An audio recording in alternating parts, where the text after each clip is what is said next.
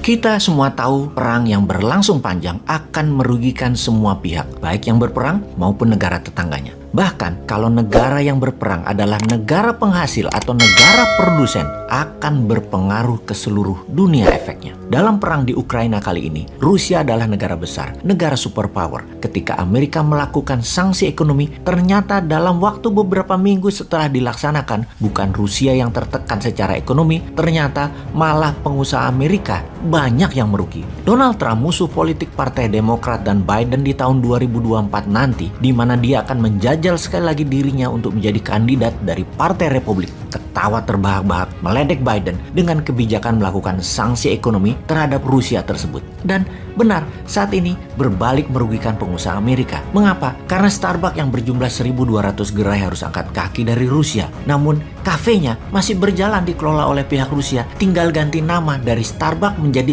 Starbucks. Begitu juga KFC harus hengkang dari Rusia, diganti logonya saja sama perusahaan mitranya tersebut yang malah mendapat windfall 100% untung, milik sendiri semuanya sekarang. Jadi Siberian Fried Chicken kalau nggak salah namanya. Di sisi sosial media, IG, FB kehilangan lebih dari 9% income mereka dari Rusia. Juga misalnya Heineken Beer, Food, perusahaan chips, dan banyak lagi bidang usaha yang berusaha di Rusia dalam hitungan global kehilangan 10% sales dunia mereka rata-rata. Yang paling parah adalah industri high teknologi karena chips banyak datang dari Rusia. Juga industri aviasi penerbangan yang titaniumnya 80% datang dari Rusia. Intinya malah memukul balik Amerika, memukul balik Inggris. Karena itu EU atau Uni Eropa Barat tidak menjalankan sanksi ekonomi terhadap Rusia. Takut Eropa Barat mah sama Rusia. Bahkan Indonesia kali ini benar tidak melakukan sanksi ekonomi tersebut. Seperti halnya Tiongkok. Walau Indonesia transaksi dengan Rusia secara total nasional merupakan kira-kira di bawah 45% transaksinya, menjadikan tidak ada gejolak ekonomi di Indonesia. Apalagi ada 30 ribuan warga Rusia di Bali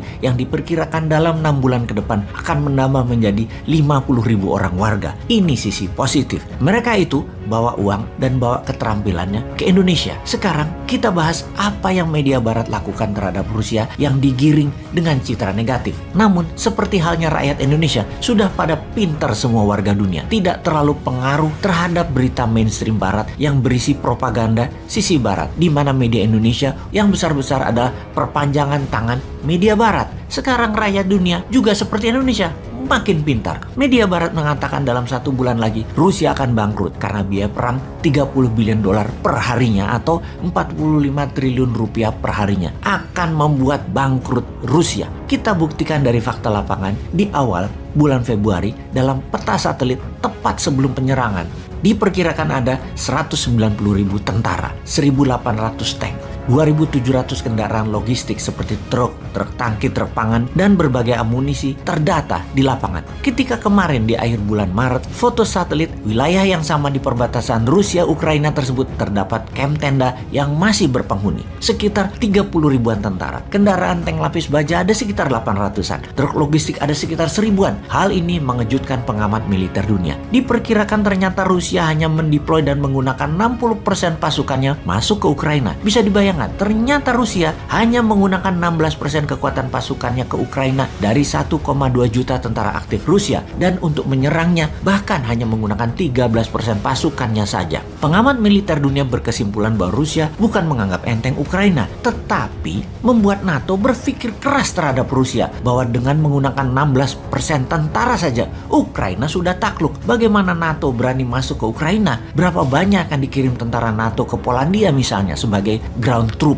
pasukannya? Apakah mau rakyat Polandia ada 400.000 tentara NATO yang bisa membuat negaranya ambiar makbiar, dan mendeploy 400.000 tentara di Polandia oleh NATO kira-kira memakan waktu 6 bulan sampai 1 tahun. Sementara Rusia menambah pasukannya menjadi 400.000 ke Belarusia bisa dilakukan hanya dalam 3 bulan. Polandia itu keburu diserang dan dibumi hanguskan oleh Rusia sebelum tentara NATO berkumpul. Kembali ke perbatasan Rusia-Ukraina. Dengan gerakan yang bolak-balik, tentara menjadi selalu segar. Serangan tidak boros, hanya roket untuk menghanguskan bangunan militer, bunker amunisi Ukraina, juga cadangan makanan, serta tekanan psikologis ke warga sipil dengan ditembaknya ke bangunan-bangunan sipil. Ternyata diperkirakan biaya perang Rusia hanya 3 billion dolar per harinya, alias 4 triliunan rupiah per harinya. Ini juga mengapa pesawat tempur udara Rusia hanya sesekali dipakai, itu pun yang hypersonic, yang di atas supersonic tentunya. Terbang bisa sampai 3-4 kali kecepatan suara. Juga armada laut, sebagian saja di Laut Hitam dan Laut Baltik yang dioperasikan. Karena memang biaya operasi pesawat dan armada laut itu mahal. Perang darat, infanteri, sniper, logistik darat,